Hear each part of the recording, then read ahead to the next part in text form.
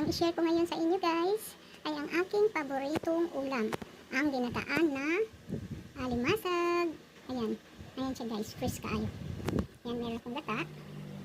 At pichay ang aking ilagay guys. Fresh na pichay. At saka yung ating sibuyas, kamatis, bawang at luya. Ayan siya guys. Simulan na natin.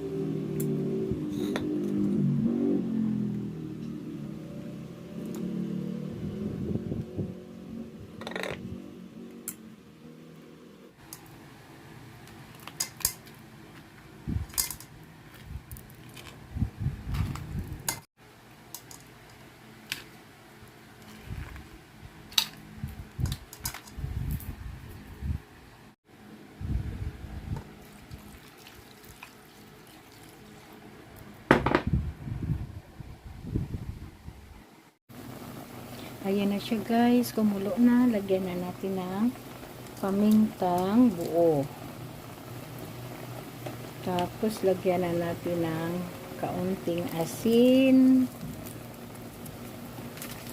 kaunting gipsin, tsaka ilagay na natin yung ating hinati ko kasi siya guys, para meron din sa itaas na sibuyas o kamatis.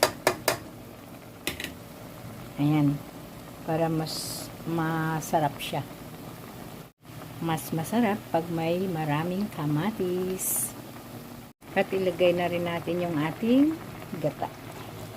Pure gata.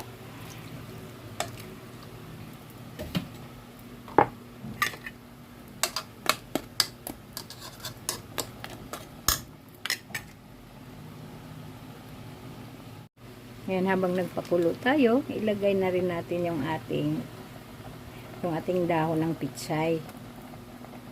Ayan.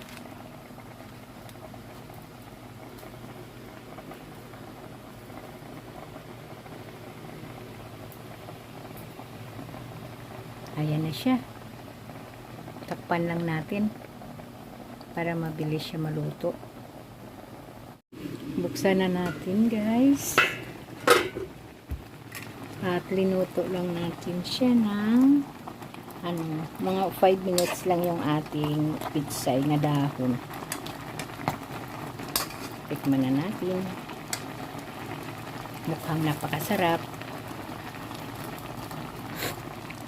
Ay, tama guys. Sa rate na 10, nasa 9. Ang sarap niya at malasa. Masarap yung sabaw dahil sa ating alimasag na fresh. Ayan.